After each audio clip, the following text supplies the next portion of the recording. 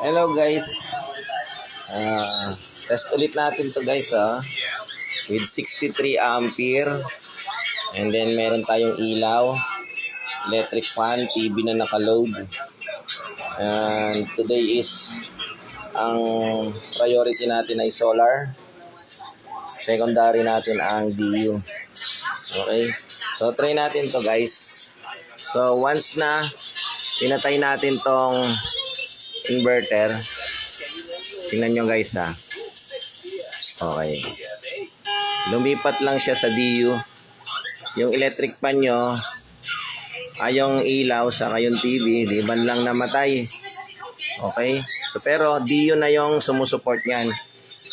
Okay, ngayon naman buksan natin yung inverter. Okay, so kung makikita nyo guys, ayan, lilipat na siya sa solar. Okay, 5 seconds. Ayan, lumipat sa solar. Pero still, wala kayong makikitang any pag-corrupt sa ilaw natin. Tuloy-tuloy lang yung power. Okay, so eto naman guys. Kapag naabot niya yung 12 volts, doon na siya magi-stop 12 volts. Pag naabot niya yung 12 volts, dilipat na siya sa distribution utility. Okay, and then kapag ka naka-recover naman siya, okay, 12 volts, pagdating ng 12.7, kasi 0.7 lang yung pagdating ng 12.7, balik solar na naman siya. Okay, so kahit makatulog kayo ngayon guys, wala kayong at naiwanan yung nakabukas yung TV or electric fan, wala kayong dapat ipangamba dahil lilipat lang siya sa DU once na nag-low voltage siya. Halimbawa umabot siya ng 12 volts.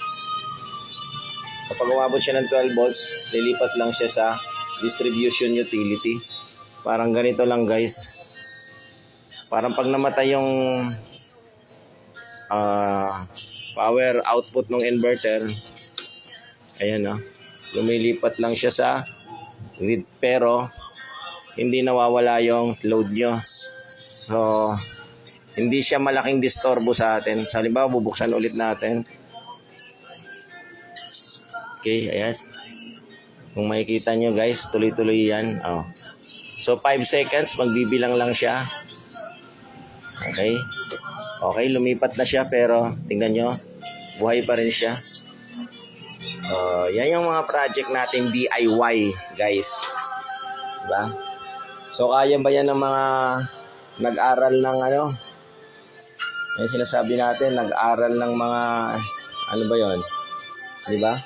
So DIY lang yan guys. So thank you guys.